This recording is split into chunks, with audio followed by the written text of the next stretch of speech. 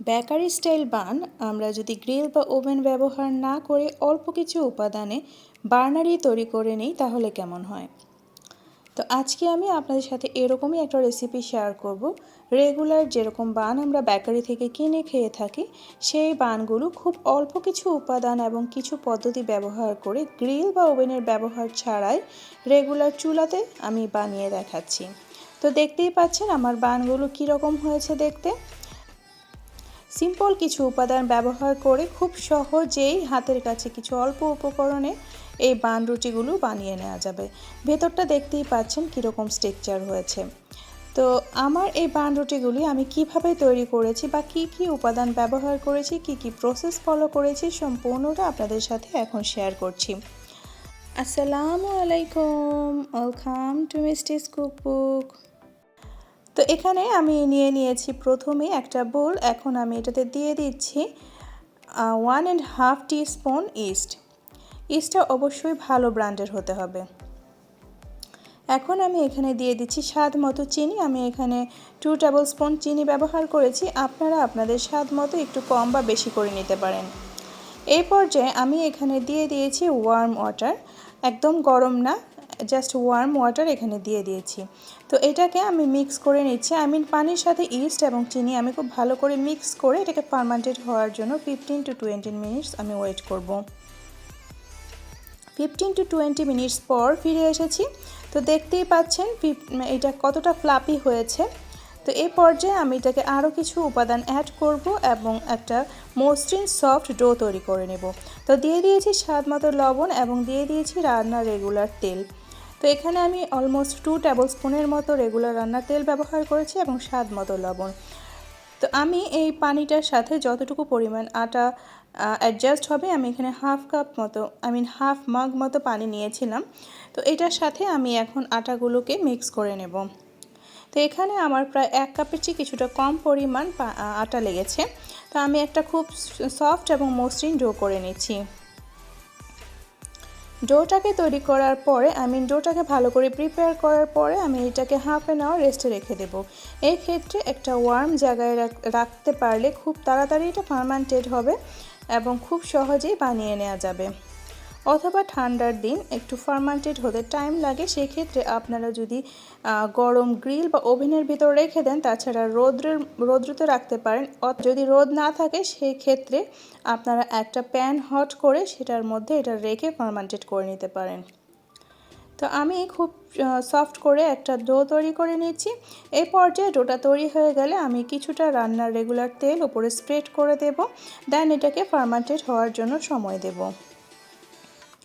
যারা অলরেডি আমার চ্যানেলে সাবস্ক্রাইব করে আমার পাশে আছেন তাদেরকে জানাই অসংখ্য আন্তরিক ধন্যবাদ, শুভেচ্ছা এবং শুভকামনা। যারা প্রতিনিয়ত সুন্দর সুন্দর কমেন্টস করে আমাকে অনুপ্রাণিত করছেন তাদের প্রতি আমি অসম্ভব কৃতজ্ঞ, জানাই অসংখ্য ধন্যবাদ এবং শুভেচ্ছা। তো চলে এসেছি হাফ অ্যান আওয়ার পরে। আমি এটাকে একটা ওয়ার্ম প্যানের মধ্যে রেখে দিয়েছিলাম। তো দেখতেই পাচ্ছেন এটা কতটা ফ্লাপি হয়েছে। এ পর্যায়ে আমি কিছুটা ময়দা এখানে ডাস্ট করে নিয়ে দেন এটাকে আরও কিছু সময় ময়ান করে নেব। ময়ান করে নেওয়ার পরে আমি একটু চলে যাব নেক্সট স্টেপে। তৈরি করা একদমই সহজ এবং খুব অল্প সময় ঝটপট হয়ে যায়। তো আমরা যদি বাসায় এরকম বেকারি স্টাইলের বান তৈরি করতে পারি হেলদি উপায়ে, তাহলে আমাদেরকে বেকারি থেকে অস্বাস্থ্যকর বান কিনে আনতে হবে না। তাছাড়া এটা যেরকম আমরা কম খরচে তৈরি করতে পারছি, খুব সহজে তৈরি করতে পারছি এবং এখানে খুব অল্প পরিমাণে তেলও ব্যবহার করা হয়েছে। তাছাড়া এটা একদম হেলদি।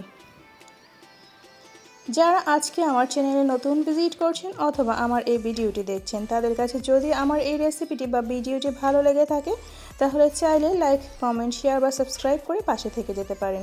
পাশে থাকা বেল আইকনটি প্রেস করে দিতে পারেন পরবর্তীতে নতুন ভিডিও নোটিফিকেশন পেতে। আমিও পরবর্তীতে সময় সুযোগ মতো এবং অবশ্যই নির্দিষ্ট সময় পর আপনাদের চ্যানেলে পৌঁছে যাব। তো দেখতেই পাচ্ছেন এ পর্যায়ে আমি কীভাবে এগুলোকে তৈরি করে নিচ্ছি। একদমই সিম্পল। জাস্ট একটা গোল ডো করে দেন আমি এটাকে একটু লম্বাটে করে নিচ্ছি।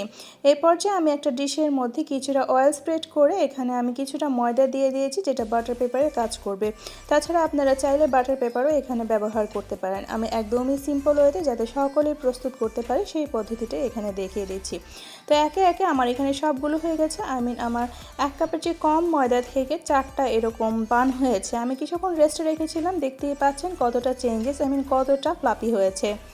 তো আমি অনেকটা গ্যাপ দিয়ে রেখেছিলাম, তারপরও এটা একসাথে হয়ে গেছে। এই পর্যায়ে আপনারা ট্রাই করবেন যেন অনেকটা জায়গা নিয়ে একটু স্পেস দিয়ে রাখা যায়।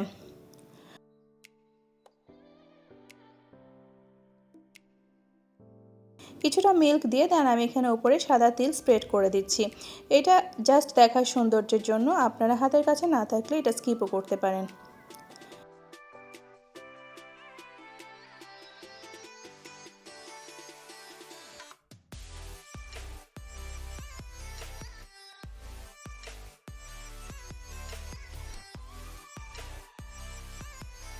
তো এই তো আমার প্রিপেয়ার করা হয়ে গেছে। আমি এখন আগে থেকেই গরম করে রাখা এই প্যানে দিয়ে দিলাম। এখন আমি এটাকে ঢেকে দেব। দেখতেই পাচ্ছেন এটাতে ধোঁয়া উঠছিল, এটা গরম ছিল এবং এটাকে আমি লো টু মিডিয়াম হিটে রেখে কুক করে নেব। আমার এই পুরো প্রসেসটা কমপ্লিট হতে 20 মিনিটসের কিছু বেশি সময় লেগেছিল। অ্যারাউন্ড 25 মিনিটসের মতো লেগেছিল।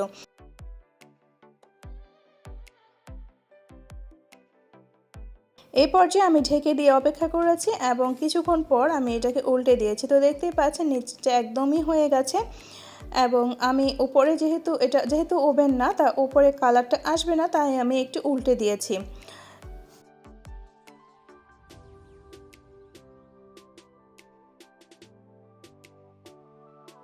তাই তো রেডি হয়ে গেছে আমার বেকারি স্টাইল বানগুলো। অসম্ভব মজার এই বেকারি স্টাইল বানগুলো একবার খেলে বারবার খেতে ইচ্ছে করবে। তাছাড়া আমরা যদি ঘরেই এভাবে স্বাস্থ্যকর উপায়ে রেগুলার বানগুলো তৈরি করে নিতে পারি, তাহলে আমাদেরকে বেকারি থেকে কিনে আনতে হবে না অস্বাস্থ্যকর বান।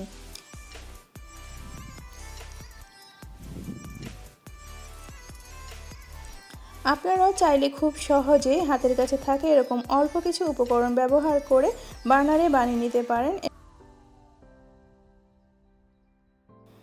তো দেখতে পাচ্ছেন নিচেরটা কীরকম কালার এসছে এবং উপরটাতেও আমি যেহেতু উল্টে দিয়েছিলাম কালার এসেছে। বাট প্রপারলি যদি এটা শপেরটার মতো দেখতে নাও হয়, ভেতরটা একদমই পারফেক্ট ছিল। আমি একটা ভেঙে দেখিয়ে দিচ্ছি আপনাদের বোঝার সুবিধা। তো দেখতেই পাচ্ছেন ভেতরটা কতটা ফ্লাপি এবং একদমই টেক্সচারটা পারফেক্ট ছিল। তো খেতেও দুর্দান্ত ছিল। তো খুব সহজেই চাইলেই কিন্তু আমরা এরকম বান বাসায় তৈরি করে নিতে পারি। Thanks for watching. ভালো থাকবেন, সুস্থ থাকবেন। পরবর্তীতে চলে আসবো আবারও নতুন কোনো ভিডিওর সাথে। আল্লাহ হাফেজ।